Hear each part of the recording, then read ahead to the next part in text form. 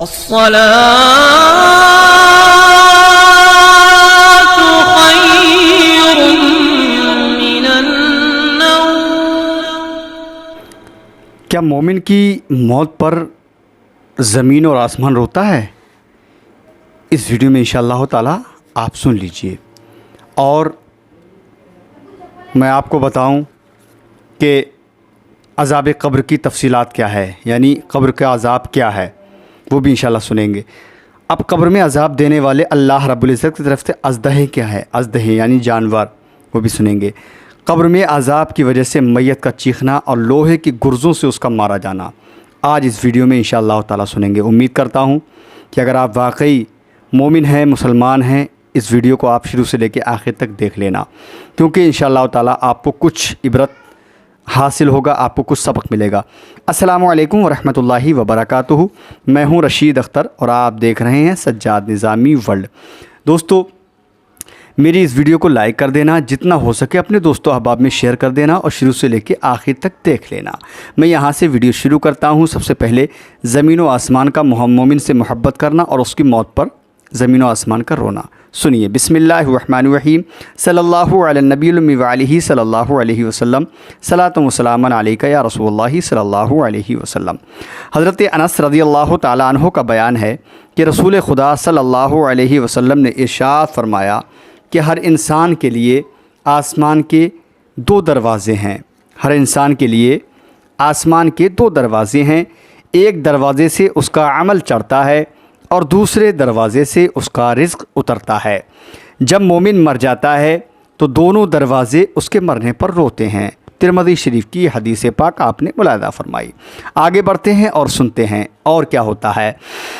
حضرت ابن عمر رضی اللہ تعالی عنہما حضور اقدس صلی اللہ علیہ وسلم سے روایت کرتے ہیں کہ آپ نے فرمایا، بے شک جب مومن مر جاتا ہے تو اس کے مرنے پر قبرستان اپنے آپ کو سجا لیتے ہیں، یعنی قبرستان، جب کوئی مومن مرتا ہے نا تو قبرستان جو ہے اپنے آپ کو سجا لیتے ہیں، لہذا ان میں کا کوئی حصہ ایسا نہیں ہوتا جو یہ تمنا نہ کرتا ہو کہ یہ مجھ میں دفن ہو۔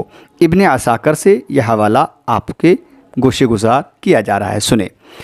حضرت ابن عباس رضی اللہ تعالیٰ عنہما فرماتے ہیں کہ مومن کے مرنے پر 40 دن تک زمین روتی ہے۔ حاکم وغیرہ میں یہ حوالہ موجود ہے۔ جی ہاں، یعنی کہ جب مومن مرتا ہے تو 40 دن تک زمین روتی ہے۔ جی ہاں، حضرت عطاء الخراسانی فرماتے ہیں کہ جو بندہ زمین کے کسی حصے میں سجدہ کرتا ہے وہ قیامت کے روز اس کے حق میں گواہی دے گا اور اس کے مرنے کے دن روئے گا۔ جی ہاں، ابو نعیم بحوالہ شوق وطن میں یہ حوالہ موجود ہے، آپ پڑھ سکتے ہیں۔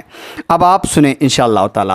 یہ تو تھا موت پر مومن کی آسمان و زمین کا رونا اور قبرستان کے حوالے سے۔ اب سنیں یہاں پر عذاب قبر یعنی قبر کا عذاب کیا ہے۔ بسم اللہ الرحمن الرحیم۔ اہل سنت والجماعت کے عقیدے میں عذاب قبر حق ہے، یعنی اہل سنت والجماعت کے عقیدے میں عذاب قبر حق ہے۔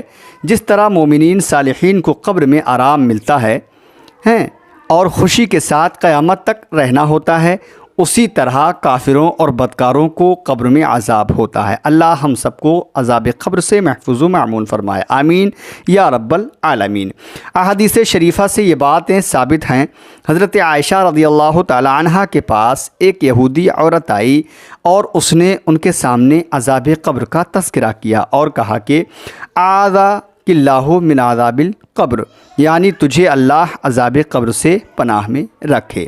جی ہاں، حضرت عائشہ صدیقہ رضی اللہ تعالی عنہا نے حضور صلی اللہ علیہ وسلم سے اس کے متعلق سوال کیا تو آپ نے فرمایا کہ نعم عذاب القبر حق، ہاں قبر کا عذاب حق ہے۔ حضرت عائشہ فرماتی ہیں کہ اس کے بعد حضرت رسول کریم صلی اللہ علیہ وسلم نے جب بھی نماز پڑھی قبر کے عذاب سے ضرور اللہ کی پناہ مانگی۔ بخاری و مسلم شریف کی حدیث پاک آپ نے ملاحظہ فرمائی۔ اب آگے بڑھتے ہیں اور سنتے ہیں۔ حضرت عثمان رضی اللہ تعالی عنہ جب کسی قبر کے پاس کھڑے ہوتے تو اس قدر روتے کہ مبارک داڑھی تر ہو جاتی تھی۔ سوال کیا گیا کہ آپ جنت و دوزخ کا تذکرہ کر کے نہیں روتے اور قبر کو دیکھ کر اس قدر روتے ہیں؟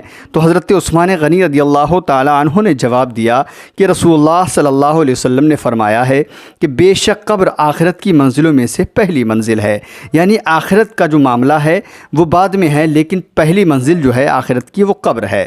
جی ہاں، سو اگر اس سے نجات پائی تو اس کے بعد کی منزلیں اس سے زیادہ آسان ہیں، یعنی قبر کا معاملہ جو ہے سب سے زیادہ مشکل ہے، اور اگر اس سے نجات نہ پائی تو اس کے بعد کی منزلیں اس سے زیادہ سخت ہوں گی۔ ترمذی شریف کی حدیث پاک۔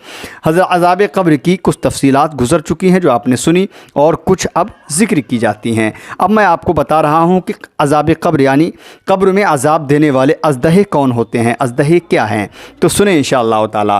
حضرت ابو سعید خدری رضی اللہ تعالیٰ عنہ روایت فرماتے ہیں کہ رسول اللہ صلی اللہ علیہ وسلم نے ارشاد فرمایا کہ قبر میں کافر پر ضرور 99 ازدہے مقرر کر دیے جاتے ہیں، اللہ اکبر، جو قیامت تک اسے ڈستے رہتے ہیں۔ ان کے زہر کا یہ عالم ہے کہ اگر ان میں سے ایک بھی زمین پر پھنکار مار دے تو زمین بالکل سبزی نہ اگائے، یعنی جو زمین پر ہری گھاس جو سبز ہری ہری اگی ہوئی ہے بالکل اس کے پھنکار مارنے سے سب جل کر خاک ہو جائے گی۔ جی ہاں، آگے سنیں، یعنی ان کے زہر کا یہ اثر ہے کہ ان میں سے ایک اژدہا بھی اگر ایک دفعہ زمین کی طرف پھنکار مار دے تو اس کے زہر کے اثر سے زمین میں گھاس کا ایک تنکا بھی اگانے کے قابل نہیں رہے گا۔ جی ہاں، آج کل کے آلاتوں جیسے ایٹم بم وغیرہ دیکھ کر اس ارشاد نبوی صلی اللہ علیہ وسلم کے سمجھنے میں ذرا بھی تأمل کی گنجائش نہیں رہتی۔ جی ہاں، کیونکہ اگر ذرا سا کوئی بھی پٹاخہ یا بم جو ہے رکھ دیا جاتا ہے وہ بھی زمین کو پھاڑ کر رکھ دیتا ہے، لیکن جو ازدہے ہیں اللہ رب العزت کی طرف سے اس عذاب قبر میں یعنی قبر میں عذاب کرنے کے لیے، تو وہ ایسا ہے اگر اس کا زہر کا ایک بوند بھی زمین پر پھینک دیا جائے تو اس کے زہر کے اثر سے جو ہے زمین کے اندر جو گھاس ہے جل کر خاک ہو جائے گی۔ اب یہاں پر آپ نے یہ سنا، اب میں آپ کو بتا رہا ہوں کہ قبر میں عذاب کی وجہ سے میت کا چیخنا، یعنی میت کس طریقے سے قبر کے عذاب سے چیختی ہے اور لوہے کے گرزوں سے اس کا کس طریقے سے مار ہوتی ہے، پٹائی ہوتی ہے۔ سنیں انشاءاللہ تعالی۔ حضرت براء بن عازب رضی اللہ تعالیٰ عنہ کی ایک روایت میں ہے کہ رسول اللہ صلی اللہ علیہ وسلم نے ارشاد فرمایا، جب کافر جواب دیتا ہے کہ ہائے ہائے مجھے پتہ نہیں، جیسا کہ اپنے پچھلی ویڈیو میں آپ نے سنا ہے، جو سوال ہوتے ہیں اس کو معلوم نہیں ہوتا ہے تو کہتا ہے ہائے ہائے مجھے یہ پتہ نہیں، تو آسمان سے منادی آواز دیتا ہے کہ اس نے جھوٹ کہا، اس کے نیچے آگ بچھا دو اور اسے آگ کا پہناوا پہنا دو، اور اس کے لیے دوزخ کا ایک دروازہ یعنی کہ دوزخ کا ایک دروازہ کھول دو ہیں، اور چنانچہ دروازہ کھول دیا جاتا ہے جس کے ذریعے دوزخ کی تپش اور سخت گرم لو آتی رہتی ہے، اللہ اکبر، اور اس کی قبر تنگ کر دی جاتی ہے یہاں تک کہ اس کی پسلیاں ادھر سے ادھر ہو جاتی ہیں۔ پھر اس کے عذاب دینے کے لیے ایک عذاب دینے والا مقرر کر دیا جاتا ہے جو اندھا اور بہرا ہوتا ہے، اس کے پاس لوہے کا گرز ہوتا ہے جس کی حقیقت یہ ہے کہ اگر وہ پہاڑ پر مار دیا جائے، وہ جو گرز ہے اگر وہ پہاڑ پر مار دیا جائے تو پہاڑ ضرور مٹی ہو جائے، چور چور ہو جائے۔ پھر ارشاد فرمایا کہ اس گرز کو ایک مرتبہ مارتا ہے تو اس کی آواز کو انسان اور جنات کے علاوہ پورا پچھم کے درمیان کی ساری مخلوق سنتی ہے۔ ایک دفعہ یعنی ایک مرتبہ مارنے سے وہ مٹی ہو جاتا ہے اور پھر روح لوٹا دی جاتی ہے۔ اب احمد و ابو داؤد کی حدیث پاک آپ نے سماعت کری۔ بخاری و مسلم کی ایک روایت میں ہے کہ اس گرز کے مارنے سے وہ اس زور سے چیختا ہے کہ انسان اور جنات کے سوا اس کے قریب کی ہر چیز اس کی چیخ و پکار سنتی ہے، اللہ اکبر۔ سوال یہاں یہ بات دریافت طلب ہے کہ انسانوں اور جنات کو میت کے مارنے اور اس کے چیخنے کی آواز کیوں سنائی نہیں جاتی؟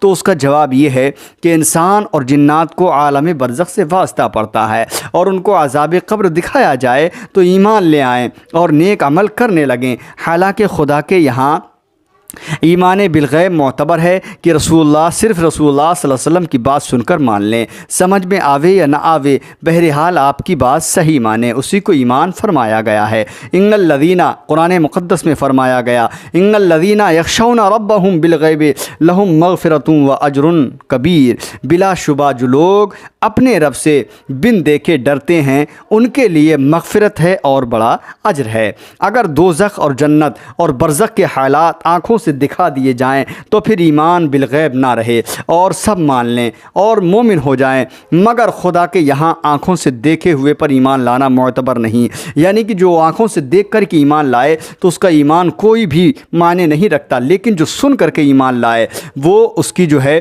مطلب جو ہے بہت زیادہ پاور اللہ کی بارگاہ میں اس نے رکھی گئی ہے۔ اسی وجہ سے مرتے وقت ایمان لانے کا اعتبار نہیں ہے، کیونکہ اس وقت عذاب کے فرشتے نظر آ جاتے ہیں۔ فلم یکو ینفعہم ایمانہم لما راؤ باسنا، سوا ان کو ان کا ایمان لانا نفع مند نہ ہوا جبکہ انہوں نے ہمارا عذاب دیکھ لیا، یعنی اللہ فرماتا ہے جب میرا عذاب دیکھ لیا تب ایمان لایا، تو اس وقت کا ایمان لانا اس کا جو ہے کوئی بھی معتبر نہیں، کوئی بھی قابل قبول نہیں۔ جی ہاں، آگے سماعت کریں۔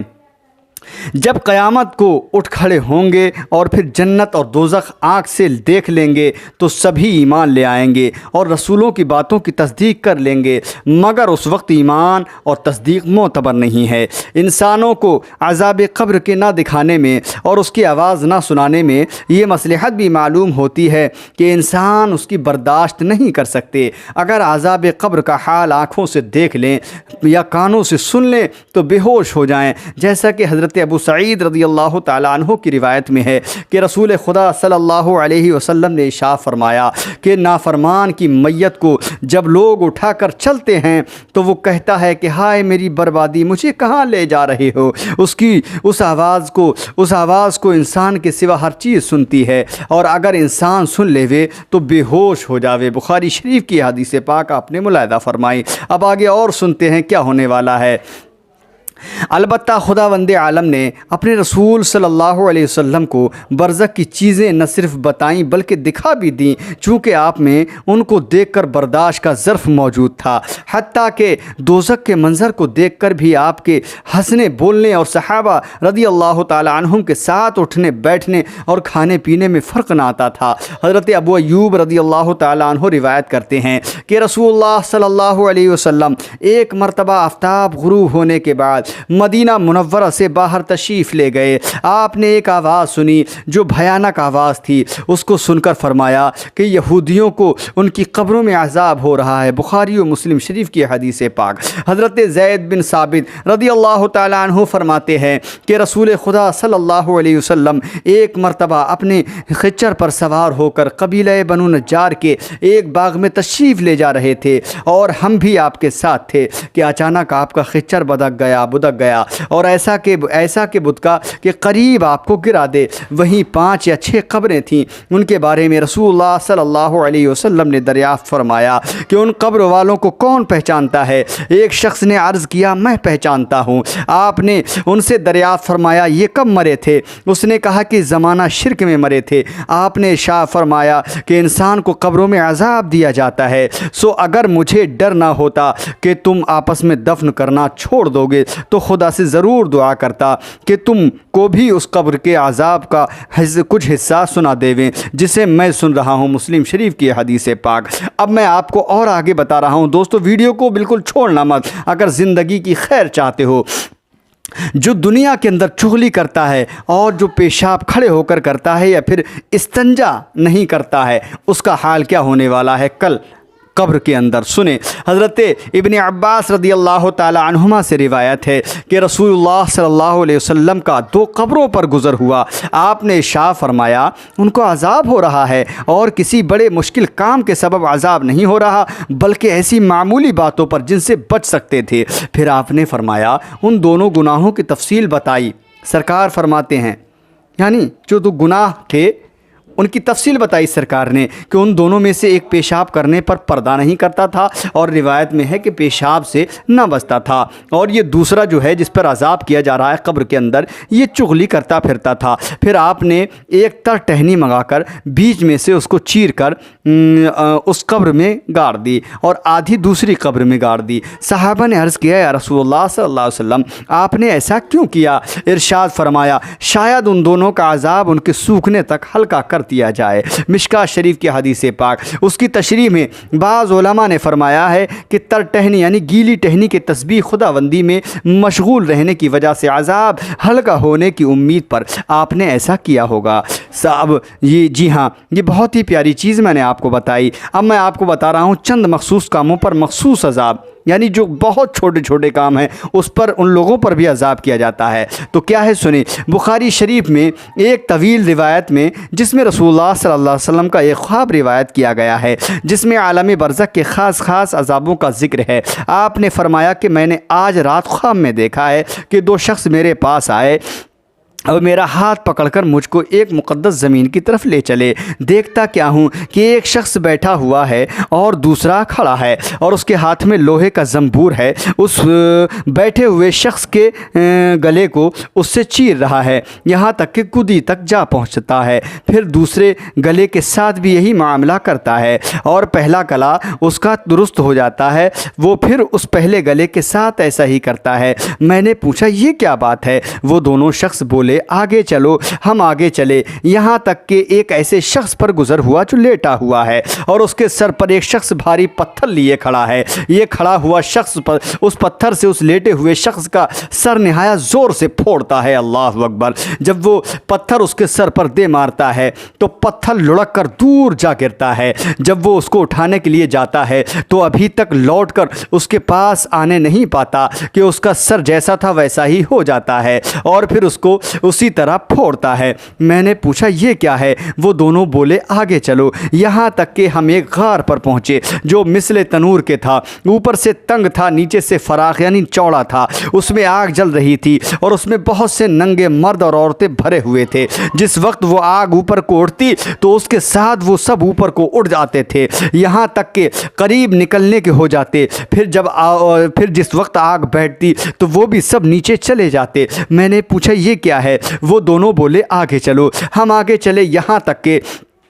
ایک خون کی نہر پر پہنچے، اس کے بیچ میں ایک شخص کھڑا ہے اور نہر کے کنارے پر ایک شخص ہے جس کے سامنے بہت سے پتھر پڑے ہیں۔ وہ نہر کے اندر والا شخص نہر کے کنارے کی طرف آتا ہے، جس وقت وہ نکلنا چاہتا ہے یہ کنارے والا شخص اس کے منہ پر پتھر اس زور سے مارتا ہے کہ وہ پھر اپنی پہلی جگہ پر جا پہنچتا ہے۔ پھر جب وہ بھی کنارے کی طرف آنا چاہتا ہے اسی طرح پتھر مار کر ہٹا دیتا ہے۔ میں نے پوچھا یہ کیا ہے؟ وہ دونوں بولے آگے چلو۔ ہم آگے یہاں تک چلے کہ ایک ہرے بھرے باغ میں پہنچے، اس میں ایک بڑا درخت ہے اور اس کے نیچے ایک بوڑھا آدمی ہے اور بچے ہیں۔ اس درخت کے قریب ایک اور شخص بیٹھا ہے اور اس کے سامنے آگ جل رہی ہے جسے وہ دھونک رہا ہے۔ پھر وہ دونوں مجھ کو چڑھا کر درخت کے اوپر لے گئے، وہاں ایک گھر درخت کے بیچ میں نہایت عمدہ تھا تو میں نے مجھے اس میں جو ہے داخل کر دیا۔ میں نے اس گھر سے اچھا گھر کبھی نہیں دیکھا تھا، اس میں بہت سے مرد، بوڑھے، جوان، عورتیں اور بچے تھے۔ پھر اس سے باہر لا کر اور اوپر لے گئے، اس میں بوڑھے اور جوان تھے۔ میں نے ان دونوں شخصوں سے کہا تم نے مجھ کو تمام رات پھرایا، اب بتاؤ یہ سب کیا ہے؟ یہ سب کیا اسرار تھے؟ انہوں نے کہا کہ وہ جو تم نے دیکھا تھا جس کے گلے چیرتے جاتے تھے وہ شخص جھوٹا تھا، وہ جھوٹی باتیں کرتا تھا اور وہ باتیں جہاں میں مشہور ہو جاتی تھیں اس کے ساتھ قیامت تک یوں ہی کرتے رہیں گے۔ اور جس کا سر پھوڑتے ہوئے دیکھا وہ شخص ہے کہ اللہ تعالیٰ نے اس کو علم قرآن دیا، رات کو اس سے غافل ہو کر سوتا رہتا تھا اور اس دن کو اس پر عمل نہ کیا، قیامت تک اس کے ساتھ یہی معاملہ ہوتا رہے گا۔ اور جن کو تم نے آگ کے غار میں دیکھا وہ زنا کرنے والے لوگ ہیں، اور جن کو خون کی نہر میں دیکھا وہ سود کھانے والے لوگ ہیں، اور درخت کے نیچے جو بوڑھے شخص تھے وہ حضرت ابراہیم علیہ السلام تھے، اور ان کے ارد گرد جو بچے تھے وہ لوگوں کی نابالغ اولاد ہیں۔ اور جو آگ دھونک رہا تھا وہ مالک دروغہ دوزخ کا ہے، اور پہلا گھر جس میں آپ داخل ہوئے وہ عام مسلمانوں کا ہے، اور دوسرا گھر شہیدوں کا ہے، اور میں جبرائیل ہوں اور یہ میکائیل ہیں۔ پھر بولے سر اوپر اٹھاؤ۔ میں نے سر اٹھایا تو میرے اوپر ایک سفید بادل نظر آیا۔ بولے کہ یہ تمہارا گھر ہے۔ میں نے کہا کہ مجھے چھوڑ دو، میں اپنے گھر میں داخل ہو جاؤں۔ بولے ابھی تمہاری عمر باقی ہے، پوری نہیں ہوئی، اگر پوری ہو چکی ہوتی تو ابھی چلے جاتے۔ مشکوٰۃ شریف کی حدیث پاک آپ نے سنی۔ اب اس سے فائدہ میں آپ کو بتانا چاہتا ہوں۔ جاننا چاہیے کہ انبیاء کا خواب وہی ہوتا ہے، یہ تمام واقع سچے ہیں۔ اس حدیث سے کئی چیزوں کا حال معلوم ہوا ہے۔ اول جھوٹ کا کہ کیسی سخت سزا اس سے ملتی ہے، دوسرے عالم بے عمل کا، تیسرے زنا کا، چوتھے سود کا۔ خدا سب مسلمانوں کو ان کاموں سے محفوظ رکھے، آمین یا رب العالمین۔ دوستو میں بس اتنا ہی بتانا چاہتا ہوں، میرا کوئی اور مطلب اور کوئی مقصد نہیں کہ میں آپ کو ٹھیس پہنچاؤں، لیکن ہاں اتنا ضرور کہوں گا کہ میری ہر ویڈیو سے انشاءاللہ تعالی اگر آپ نے ایک ایک کر کے نہیں بلکہ شروع سے لے کے آخر تک کوئی بھی ویڈیو دیکھی، انشاءاللہ تعالی آپ کو کچھ نہ کچھ حاصل ضرور ہوگا۔ کیسا لگا ضرور بتائیں انشاءاللہ تعالی۔ ملتا ہوں میں اگلی ویڈیو میں ملتا ہوں انشاءاللہ۔ دعائے خیر میں یاد فرمائیں۔ السلام علیکم ورحمۃ اللہ وبرکاتہ۔ اللہ حافظ دوستو۔ دیکھتے رہیے سجاد نظامی ورلڈ کی ہر روز ایک ویڈیو آپ کی خدمت میں پیش کرتا ہوں۔ محبتوں کے ساتھ دیکھتے رہیے، اپنے دوستو احباب میں پہنچاتے رہیے، شیئر کرتے رہیے ثواب جاریہ کی نیت سے۔ اللہ آپ کی زندگیوں میں برکتیں عطا فرمائے، اللہ آپ سب کو حفظ و امان میں رکھے، اللہ آپ کی کاروبار میں، گھر مکان میں، کھیت کھلیانوں میں پناہ برکتیں عطا فرمائے، اللہ ہم سب کو رزق حلال کمانے اور کھانے کی توفیق عطا فرمائے، آمین یا رب العالمین۔ خدا حافظ۔